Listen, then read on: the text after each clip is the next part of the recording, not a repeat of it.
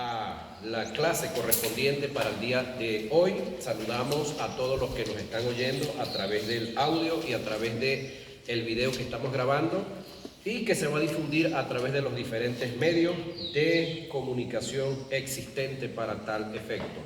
Hoy vamos a dar inicio a la materia de la fe. Estamos en el núcleo número 15, acá en el poblado del Hato, parroquia Hilario Lunas y Lunas del municipio Morán, del bello y hermoso estado Lara, Venezuela, Suramérica.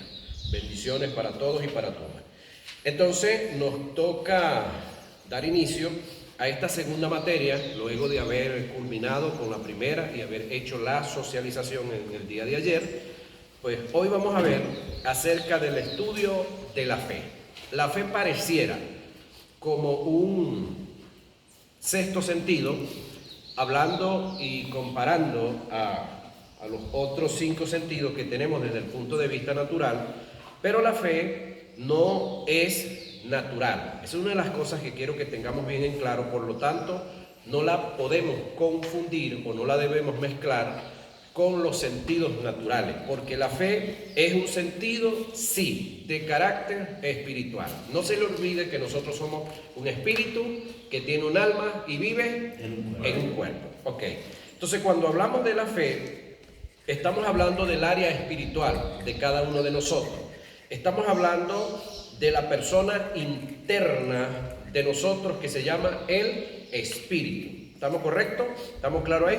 Entonces, hablamos del espíritu, estamos hablando de esa área de la chispa divina, porque una vez que Dios nos creó, una vez que Dios nos hizo en el Edén, siendo o estando el muñeco de barro en el suelo, Dios sopló sobre nosotros aliento de vida. En ese soplo de aliento de vida colocó, ¿cuántas veces sopló? Si usted ha revisado la Biblia, a ver, ¿cuántas veces sopló? Una sola vez, sí. ¿Qué colocó? Lo que internamente nosotros tenemos, un espíritu y un alma. Por lo tanto, entiéndame esto, si hubo un solo soplo y en ese soplo ingresaron esos dos elementos en nuestra vida, el espíritu y el alma, entonces debemos de entender y estar claro que el espíritu y el alma son inseparables. Entienda esto y grábese. ¿Por qué digo esto? Porque hay ciertos predicadores que han tratado de levantar una doctrina como que el espíritu y el alma son separables. Entonces de ahí salen y toman un texto que está en Eclesiastés, si mal no recuerdo, que dice que el espíritu vuelve a Dios que lo dio y el alma que pecare es la que es condenada.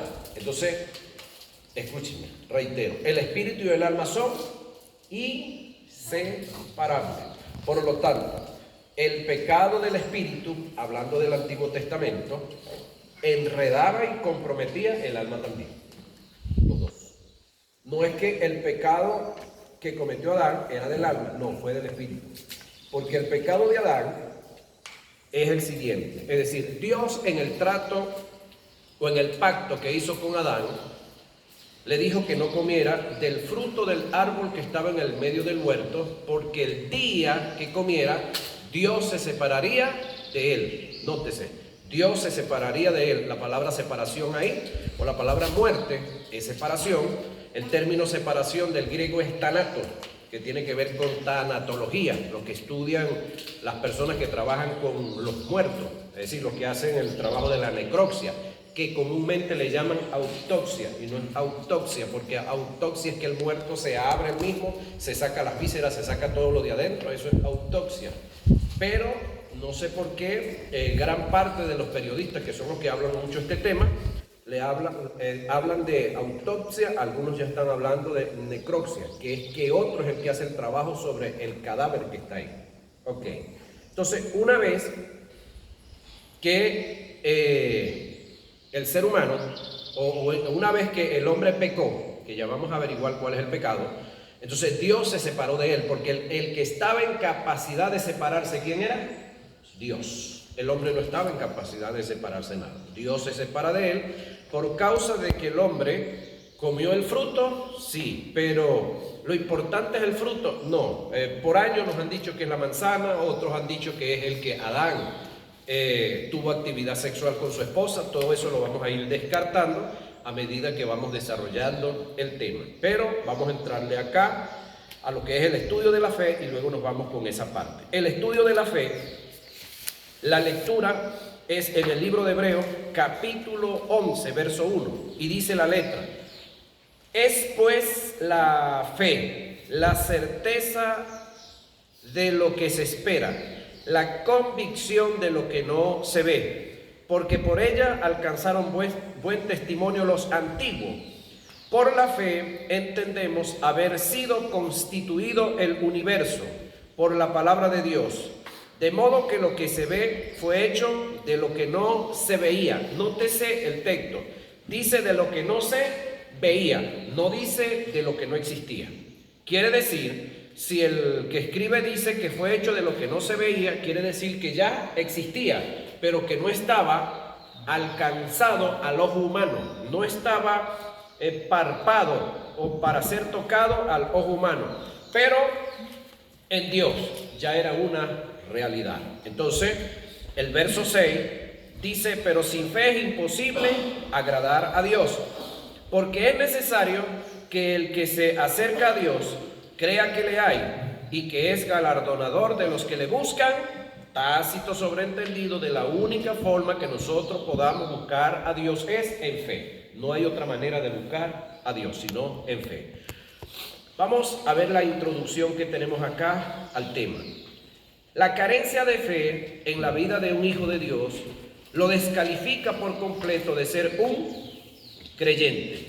Se corre la posibilidad de ser hijo de Dios y no ser creyente. La fe es vital para la vida de todo aquel que forma parte del cuerpo de Cristo. ¿Cómo es que puede darse la posibilidad de ser hijo de Dios y no ser creyente? Sí, cuando usted lee en el Antiguo Testamento, usted va a conseguir que todos los del Antiguo Testamento se les llamó hijos de Dios. ¿Sí? ¿Por qué se les llamó hijos? ¿Por pacto de sangre o por creación? No había pacto de sangre. Por creación. Sí. Todos en el Antiguo Testamento son hijos por creación. Por eso es que usted lee en el libro de Job que dice que vinieron a presentarse los hijos de Dios ante él. Entre ellos vino Satanás. Ya va, ¿cómo es que Satanás es hijo de Dios? Por creación. En este caso Dios creó a Luzbel, no a Satanás. En este caso Dios creó a los seres que hoy en día son los demonios, no a los demonios. Ok, esa parte debemos de tenerla clara. El término hijo de Dios en el Antiguo Testamento tiene que ver con creación. Ahora, entonces se corre la posibilidad de ser hijo y no ser creyente. Se corre la posibilidad de ser hijo y ser creyente también. Pero ¿cómo lo hacemos? Vamos a ver, vamos a seguir viendo acá. Ok, la vida de todo aquel que forma parte del cuerpo de Cristo solamente por la fe en Dios y en su palabra nos podemos sostener ante las circunstancias adversas de la vida. El apóstol Pablo denota que la fe debe ser un estilo de vida, una forma de vivir. Hebreos 12:1 y Habacuc 2:4 dice, escuche lo que viene ahora: el justo por la fe vivirá. Como dice Habacuc 2:4, el justo por la fe vivirá. Ese vivirá tiene que ver con el presente, tiene que ver con el pasado, tiene que ver con el futuro. Entonces ahí es donde usted y yo tenemos que aplicar lo que acabamos de estudiar, que es códigos y reglas de interpretación. Entonces, para poderle dar una interpretación correcta acá, el justo por la fe vivirá, tenemos que pararle a lo que se llaman verbos, pasado, presente y futuro. Entonces el término acá, ¿por qué Habacuc no dice el justo por la fe vive? Sino que dice vivirá. Porque para el momento que Habacuc está diciendo lo que está diciendo, señoras y señores, no existía la fe. ¿Sí? Para el momento que Habacuc escribió lo que escribió, expresa lo que está acá, el justo por la fe vivirá, la fe no existía. El justo por la fe vivirá. ¿Cuándo? En un futuro. ¿Cuándo? Cuando sea cumplido lo que se había venido anunciando desde Génesis capítulo 3 verso 15 en adelante, hablando acerca de la simiente de la mujer. Ese ser que aparece como la simiente de la mujer en Génesis capítulo 3 verso 15, ¿a quién cree usted que se refiere el texto? Al Mesías prometido, hablando para con Israel, hablando para con los griegos, el Cristo, y hablando para con nosotros, los de habla hispana, estamos hablando o estaría hablando de el ungido, el que nosotros conocemos como Jesús. En otras palabras, el creyente permanecerá y se manifestará, se mantendrá firme a través de la fe. Solamente por la fe es que se pueden alcanzar las metas que se nos han encomendado como hijos de Dios. En Hebreos 12:1 se nos hace un llamado, escuche esto, a emprender una carrera para alcanzar una meta o un objetivo que otros ya alcanzaron por la fe. Nótese lo que le estamos diciendo acá. Hebreos 12:1 se nos hace un llamado a emprender una carrera para alcanzar una meta o un objetivo que otros ya alcanzaron por la fe. Ok, yo les decía en una de las clases pasadas que hay varias expresiones que nosotros decimos que las decimos como manera de comunicar, sí, pero que no tienen sentido. Todos nosotros hemos dicho en la mañana que el sol sale, ¿verdad que sí lo hemos dicho? Ok, decimos que al mediodía, así como está hoy muy especialmente, decimos que el sol está muy bravo, ¿sí? ¿Lo hemos dicho? Y ya más tardecita, por ahí a las 4, a las 5, decimos que el sol está que se esconde. Es una manera de decir las cosas. Ahora pregunto yo, ¿el sol sale en la mañana? Lógica, ¿realmente el sol sale? No. ¿El sol al mediodía se pone bravo, se molesta, se incomoda? ¿Tiene sentimientos el sol? No. También, ahora más tarde, dentro de unas horas más, ¿el sol se va a esconder? ¿De quién? ¿De nosotros? Ok. Entonces, eso es lo que se conoce como un lenguaje coloquial. Es una manera de expresar, es una manera de decir cosas para comunicar. Bueno, eso lo vamos a ver aquí porque usted me va a decir ahorita, ya va. Luego que yo le diga lo que viene, Hebreos 12:1, no sé si usted tiene una Biblia por ahí, lo puede buscar. El texto le dice a usted y a mí, puesto los ojos en Jesús, ¿sí? El autor y consumador de la fe. Esa palabra autor, quiero que usted le preste mucha atención, ¿sí? Léalo. Los que lo tienen por ahí, échenle una repasadita porque esto a mí, le voy a decir, en el núcleo número 6, Dios me iluminó una verdad que, wow, me cambió la manera de ver algunas cosas, muy especialmente lo que es la fe. Cuando el texto dice, puesto los ojos en Jesús, el autor, ya va, la palabra autor, es decir, esto es un lápiz, ¿verdad? Hubo un tiempo en el que alguien se encargó de diseñar este lápiz. Luego de diseñarlo, lo fabricó.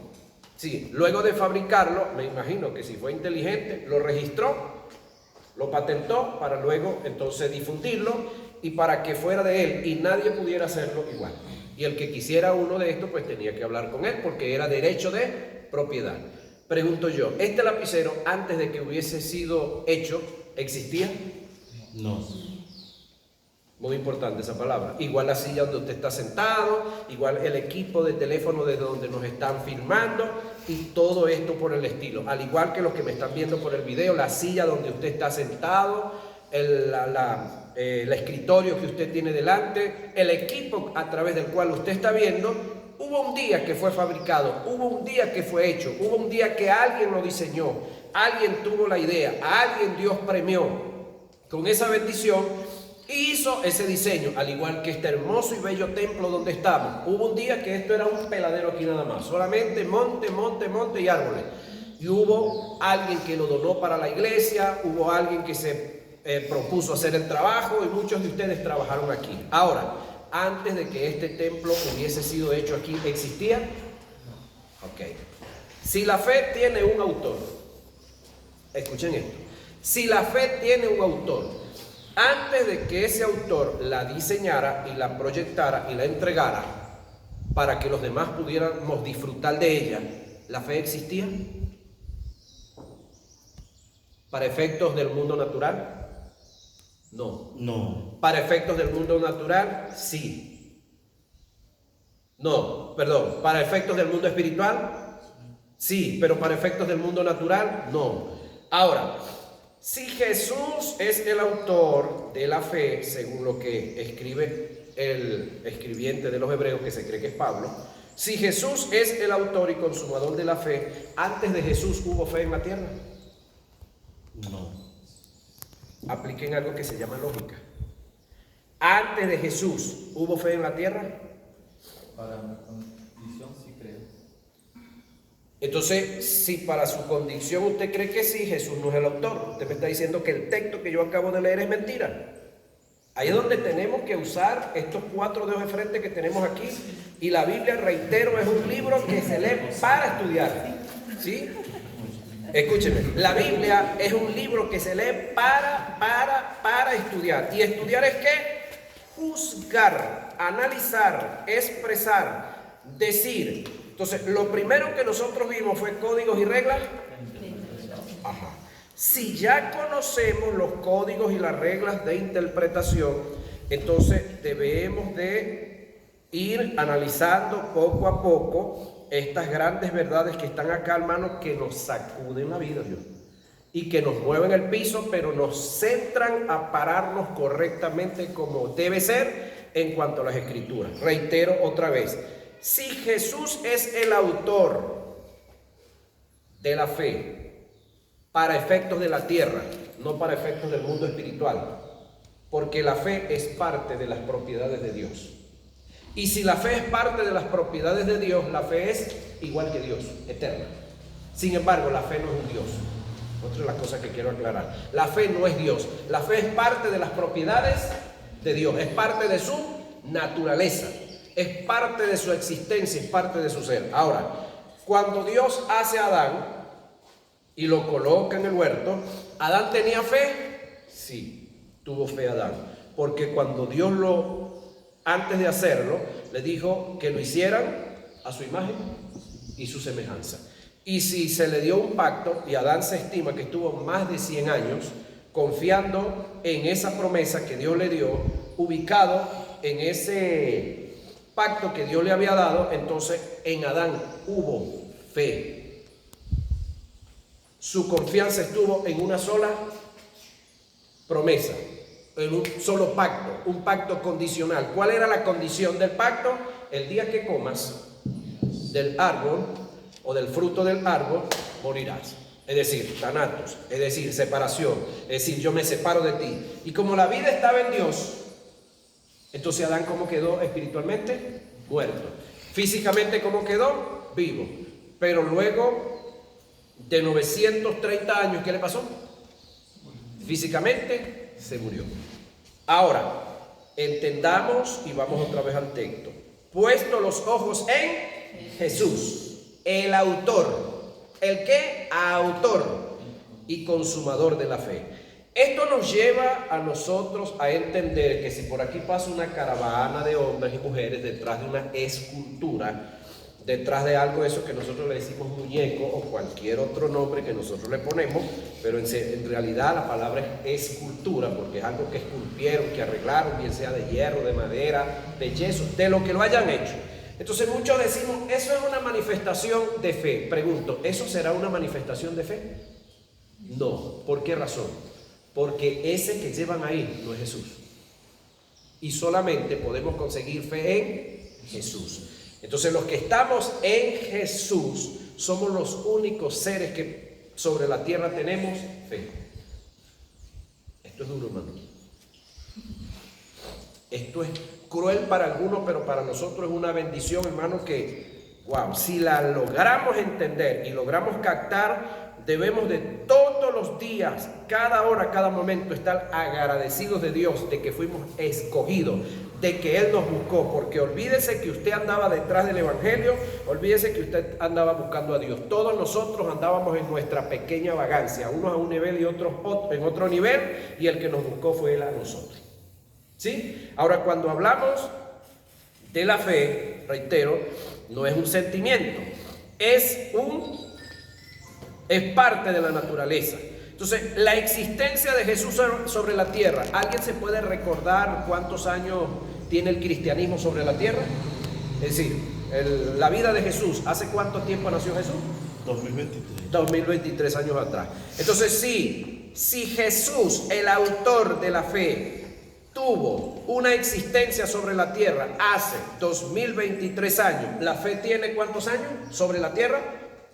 2023 años, porque es el autor. Antes de él no había fe. Reitero, ¿qué dijo Habacuc? El justo por la fe vivirá. Ok, usted me dirá, pastor, me estás enredando la vida. Entonces, ¿cómo es que Abraham es el padre de la fe? Ok, yo le dije que muchos de nosotros en la mañana hemos dicho que el sol sale, ¿verdad que sí? A mediodía decimos que se enoja y en la tarde decimos que se esconde. Eso es una manera de comunicar y decir cosas que no son, porque es un lenguaje coloquial. Entonces, si usted me dijera, ya va, si Abraham es el padre de la fe, ¿cómo es que la fe viene a existir? Bueno, el que escribe Hebreo, que no fui yo, ni inspiré al que escribió el libro de Hebreo, ni era el secretario tampoco, por lo tanto no se enfogone contra mí. Si se va a enfogonar y se va a incomodar, incomódese con el Espíritu Santo y usted va a ver cómo se las arregla con él después. Entienda esto, el Espíritu Santo que inspiró al escritor de los Hebreos, porque de paso lo dicen todas las versiones bíblicas que usted pueda adquirir, buscar, que el autor de la fe se llama Jesús. Entonces, de Jesús para acá es que la fe, esa naturaleza de Dios, vino a tener existencia sobre la tierra. Sin embargo, Adán, en su temporalidad de vivencia, en armonía con Dios, en completa unión con Dios, disfrutó, vivió, estuvo la fe en él y la estuvo viviendo. Ahora, luego que él se torció, sí, él perdió la fe. Le explico esto. Cuando nosotros hacemos un análisis sobre la vida de Adán, luego de saber quiénes somos nosotros, desde Adán para acá, somos un espíritu que tiene un alma y vive en un cuerpo, podemos analizar lo siguiente. ¿Cuál fue el pecado que cometió Adán en el huerto del Edén? ¿Sería que el pecado que cometió Adán fue de orden moral? Entonces le tenemos que preguntar a la Biblia, ¿qué es pecar moralmente? Pecar moralmente es, en mi caso, yo, felizmente casado, hace 25 años ya, para cumplirlos ahorita en diciembre, con mi esposa, tener actividad sexual con otra mujer que no sea ella o con algún hombre, es decir, practicar homosexualismo, eso es pecado moral. ¿Sería que Adán podía pecar moralmente mientras estuvo en el huerto? No. No, esa es una respuesta contundente y seca y sin más explicaciones. Ahora la razón, ¿por qué? ¿Está buena la respuesta? Esa es la respuesta, no, pero ¿por qué? Deme razones.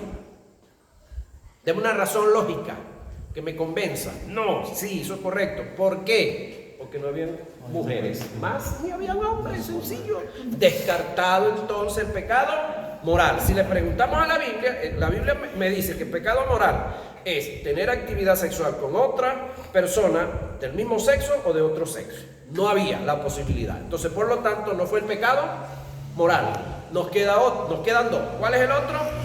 El social. ¿Qué es pecar socialmente? Lo que se practicaba hace varios días atrás, que ahorita ya nadie habla del bachaquerismo, ¿verdad? Compraban este equipo que de repente vale $40 ahorita, cuando salió al mercado salía en 70 y de repente yo busco la estrategia y se lo vendo a usted en $100, ¿verdad? Busquéla y logré, ok, súper carísimo. O de repente hasta se lo vendo dañado, cualquier invento.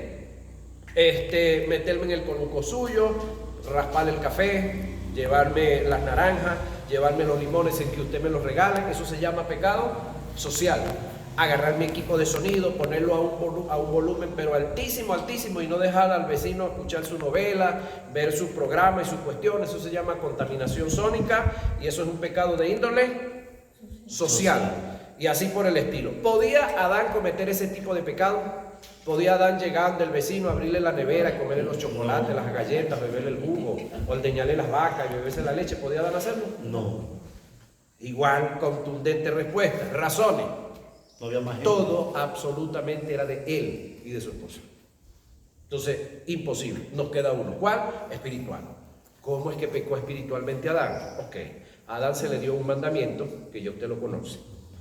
Ese mandamiento lo tuvo incrustado aquí en su cabeza.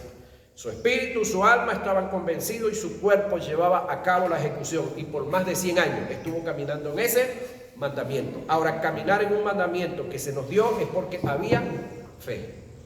Porque creíamos en eso que se nos dio. Y lo gozó y lo disfrutó por más de 100 años. ¿Cómo hacemos para saberlo? Estudiemos la vida de Adán y él fue expulsado del huerto a la edad de 130 años, aproximadamente 120, 130 años. Entonces se cree que tuvo más de 100 años disfrutando ese mandamiento y disfrutando de lo que era la vida del huerto del Edén, hasta que llegó un individuo con un mensaje diferente. ¿Cuál fue el mensaje? Con que Dios os ha dicho que no pueden comer de los árboles del huerto. Eva, que no existía para el momento que el mandamiento se había dado, le dio una respuesta muy certera y muy buena. De todos los árboles podemos comer, menos del árbol que está en el medio del huerto, porque el día que comamos, Dios se separa de nosotros. Aquí sí viene la intervención del diablo, en la cual le dice: no moriré. Es decir, en pocas palabras, señores y señoras, lo que dijo Dios es mentira. Lo que Dios dijo no lo va a cumplir. Lo que Dios ha dicho, no lo va a llevar a cabo. Ahora, estaba Eva sola para el momento que hubo esta conversación de el diablo con ella. He oído predicadores que ellos dicen que el problema es que Adán dejó a Eva sola y que andaba por allá amansando las mulas, recogiendo los huevos de los avestruces, y que andaba, no sé, jugando con los cascabeles o rascándole la barriga a los tigres por allá y acariciándoles la melena, ¿no? Sin embargo, cuando Satanás llega, él dice: con que Dios os ha dicho. Ese con que Dios os ha dicho, si usamos un poquito la gramática, ¿está hablando con uno o está hablando con más de uno? Con más de uno. Entonces quiere decir que Adán oyó la conversación de Satanás y Eva sencillamente fue la que respondió. El problema no es que ella haya respondido, porque respondió muy bien. El problema está que nosotros los seres humanos tenemos 3 posiciones psíquicas, mentales de estar. No hay más. Una de esas posiciones es meditar. Cuando usted está quieto, tranquilo,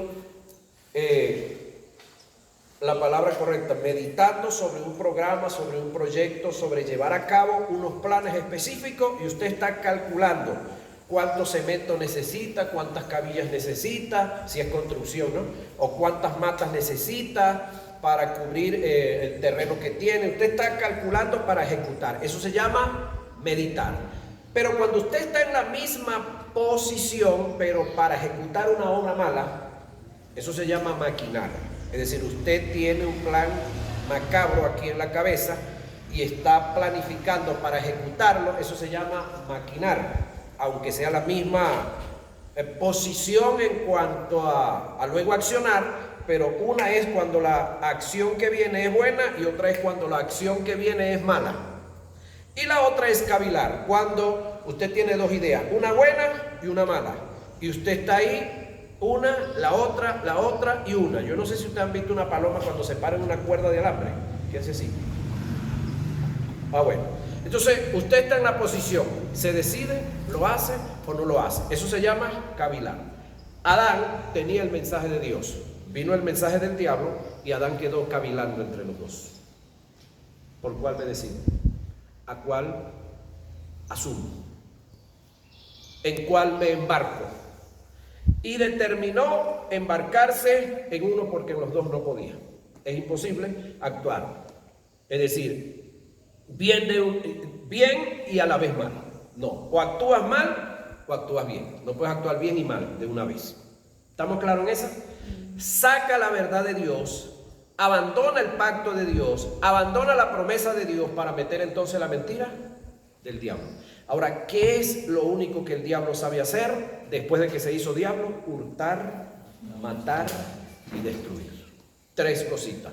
Hurtar, que hurtar y robar no es lo mismo, eso lo vamos a analizar más adelante. Hurtar, matar y destruir. Adán abandonó la palabra de Dios, abandonó el pacto y entonces se fue con la oferta que Satanás le trajo. Ahora, cuando Adán abandona el pacto de Dios, cuando Adán abandona a la palabra y abandona a Dios, escúcheme, dejó de creerle a Dios para entonces aceptar la mentira del diablo. Si alguien como Adán o como cualquiera de nosotros ha estado, en el caso de Adán, más de 100 años creyéndole a Dios una verdad y determina abandonarla, determina sacarla, determina traicionar ese pacto para luego entonces embarcarse con otro ser que él no conocía y caminar hacia otras tierras desconocidas para él, lo que yo entiendo es que Adán dejó de creerle a Dios para entonces abrazarse al diablo. No para creerle al diablo, sino para aceptar el plan, la propuesta del diablo. Porque lo que traía el diablo no era fe. Por eso no debemos decir para creerle al diablo, sino para aceptar la oferta del diablo. Ahora, el dejar de creerle a Dios, ¿cómo cree usted que se llama? Una persona que estuvo creyendo y deja de creer. ¿Cuál es la palabra correcta? ¿Cómo se debiera llamar un individuo que estuvo creyendo y deja de creer? Ahora usted va a entender por qué yo los mandé a estudiar el libro de Juan y a buscar el verbo creer todas las veces que lo consiguieron. ¿Cuántas veces lo consiguieron? De 100 para arriba. El verbo creer, que es lo antónimo a lo que le pasó al amigo Adán. Adán dejó de creerle a Dios para aceptar la oferta del diablo, y cuando vemos entonces ahora a Jesús salir en la escena, el postrer Adán, entonces ¿de qué nos habla la Escritura? Sobre el creer. El que en él cree no es condenado, mas el que no cree ya ha sido condenado. En este caso yo le agrego en Adán. ¿Por qué es condenado el que es condenado? Porque no cree. Entonces, ¿por qué es salvo o por qué es salvado el que es salvado? Juan 3:16. Para que todo aquel que en él cree no se pierda, mas tenga vida eterna. Ok, cuando hablamos de la fe, ¿estamos hablando de qué? Del creer. Hebreos 12:1, puesto los ojos en Jesús, el autor y consumador de la fe. Entonces, el pecado que cometió Adán, aparte de que fue de origen espiritual, fue que dejó de creer. ¿Estamos claros en eso? ¿Sí? Ok. Entonces, el pecado que nos pudo llevar a nosotros al infierno fue uno. ¿Cuál? La incredulidad. Uno. No hay más. De todos modos, en el libro de Romanos está registrado también, Romanos 5:17, si mal no recuerdo, 5:17 creo, me habla de un solo pecado que cometió Adán, y a través de ese único pecado entonces se distorsionó el programa que había para la raza humana, en este caso en la parte de Adán. Ahora, entre las armas que Dios le entregó a la iglesia, la fe es la de mayor vitalidad. Note esto que viene, ya que de ellas dependen todas las demás. Y esto lo podemos entender tomando en cuenta el término sobre todo que aparece en Efesios 6:16. Es decir, cuando leemos acerca de la armadura de Dios en Efesios 6:16, me dice: sobre todo tomad el escudo de la fe. ¿Por qué sobre todo? Es decir, son 7 armas de las cuales me está hablando Efesios capítulo 6. Pero cuando llegamos a la fe, me dice sobre todo, tomad el escudo de la fe. ¿Por qué sobre todo? Porque todas las demás armas, las otras 6, te van a funcionar es por la fe. Si no hay fe, ninguna de las otras le va a funcionar. La base de todo es la fe. Donde se indica gramaticalmente que las otras armas dependen de la fe. Primera de Juan 5:4, la fe es la fuerza que nos mantiene ante los ataques y las acechanzas del diablo y ante el mundo. No sé si alguien pudiera buscarlo y lo lee. Primera de Juan 5:4. Una de las cosas que debemos preguntarnos es cómo se puede vivir en fe si no se tiene un conocimiento, preciso y conciso del sistema de la fe. La falta de conocimiento es un elemento de cooperación que Satanás utiliza como arma para tratar de destruir a la iglesia. Reitero, ¿cómo puede un creyente vivir en fe? Oiga lo que viene, si no tiene conocimiento de ella. Hay un principio que está establecido en la palabra que dice que no podemos aplicar lo que no conocemos y no podemos conocer lo que no tenemos. Pablo dijo, en parte conocemos y en parte profetizamos. Eso está en 1 Corintios 13:9. La pregunta es, ¿por qué profetizamos en parte? Su respuesta es, porque en parte conocemos. Jesús dijo, lo que sabemos hablamos, y lo que hemos visto testificamos. Juan 3:11. La pregunta es, ¿por qué hablamos y testificamos de lo que sabemos y vemos? Su respuesta es, porque no podemos hablar y testificar de lo que no sabemos y de lo que no hemos visto. Reitero, la falta de conocimiento es un elemento de cooperación que Satanás utiliza como arma para tratar de destruir a la iglesia. El que consiguió Juan, ¿alguien lo tiene? 5:4 de Primera de Juan dice, porque todo lo que es nacido de Dios vence al mundo. Ajá. Y esta es la victoria que ha vencido al mundo, nuestra fe. Note la expresión del que escribe, nuestra fe, porque una cosa es nuestra fe y otra cosa es la fe de Dios. ¿Sí? La primera, que fue la que produjo nuestra fe, es la de Dios. Es decir, Jesús como autor fue el primer portador sobre la tierra de la fe. Jesús vino creyendo que podía alcanzar lo que ya estaba planificado sobre él. Por supuesto, antes de ser Jesús era el Verbo, y el Verbo creyó que podía lograr el objetivo de salvarnos, de librarnos del pecado, y librándonos del pecado, librándonos de las garras del diablo, y librándonos de las garras del diablo, librarnos de la muerte espiritual y luego de la muerte física también. Entonces, él creyendo vino, sí, nació creyendo, se desarrolló como adolescente creyendo, se hizo un joven y luego un joven adulto creyendo, sale al ministerio creyendo, desarrolla su ministerio creyendo. Cuando ya le toca morir, en una ocasión dijo, nadie me quita la vida, yo la entrego para volverla. ¿Cómo se llama eso, señores? Fe. Eso se llama fe. Fue a la cruz, bajó al infierno creyendo y de allá salió creyendo. Es decir, el pecado de la incredulidad nunca estuvo en Jesús. Por esa razón, Él nos pudo librar a nosotros de ese flagelo, de esa peste, de esa maldición de la incredulidad. Ahora, una vez que Él nos liberta de la incredulidad, la fe viene a estar en nosotros. Juan, acá en lo que leyó el pastor, nos dice que lo que nos da la victoria o lo que nos dio la victoria sobre el mundo es nuestra fe. Y esa fe que ya nos dio la victoria en el mundo espiritual, a través de ella misma viene la victoria sobre las partes naturales. ¿Cuáles son las partes naturales?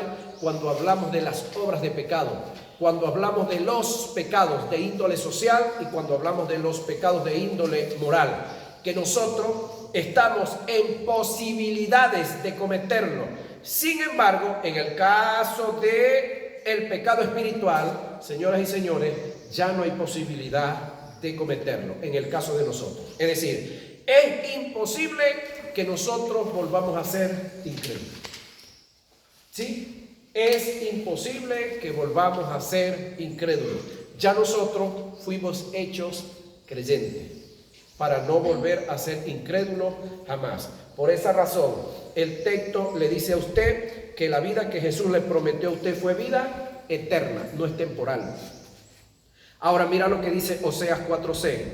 Dice que un pueblo fue destruido porque le faltó conocimiento, ¿sí? Y Isaías 5:13 dice que un pueblo fue llevado cautivo porque no tuvo conocimiento. Según los pasajes antes mencionados, la ignorancia o el desconocimiento trae como resultado cautiverio y destrucción. La verdad trae todo lo contrario. Jesús dijo: y conoceréis la verdad, y la verdad os hará libre. Juan 8:32. Donde no hay libertad, no está la verdad. Donde no está la verdad, no hay conocimiento. Donde no hay conocimiento, no hay visión. Donde no hay visión, no hay iluminación. Donde no hay iluminación, no hay revelación. Y donde no hay revelación, no está la palabra. De allí la importancia de conocer, oiga lo que viene, la fe en toda su extensión y poder hacer de ella un estilo de vida. De la única manera que un creyente pueda vivir en fe sin conocerla es que se opere en el don de fe como auxiliar por el Espíritu y en una forma ocasional y circunstancial y fortuita. Ahora, mira lo que viene ahora. La fe, la salvadora, como fruto, como don, es semejante en naturaleza, pero en grados y operaciones es diferente. Te explico esto. La fe es una sola. No hay dos feces, no hay tres feces, no hay cuatro feces. Es como esto. Nosotros los seres humanos tenemos una naturaleza, en el caso de los varones, que se llama masculino, ¿sí? Pregunto yo, ¿cuál de los hombres que está aquí es menos masculino que otro? Todos somos al mismo nivel, masculino, sencillamente masculino. Al igual que las mujeres se les conoce como femeninas. ¿Cuál de las mujeres es menos femenina que otra? Todas son iguales, ok. Todos los hombres y las mujeres que tenemos fe, tenemos la misma, y es hija de la misma. El pastor no tiene más fe que el maestro, el líder no tiene más fe que el apóstol, o la nueva creyente no tiene menos fe que el que tiene 40 años de creyente. Todos tenemos la misma fe porque es una naturaleza. ¿Sí? Pregunto yo, ¿usted es más ser humano que un indígena? ¿O un indígena es más ser humano que usted?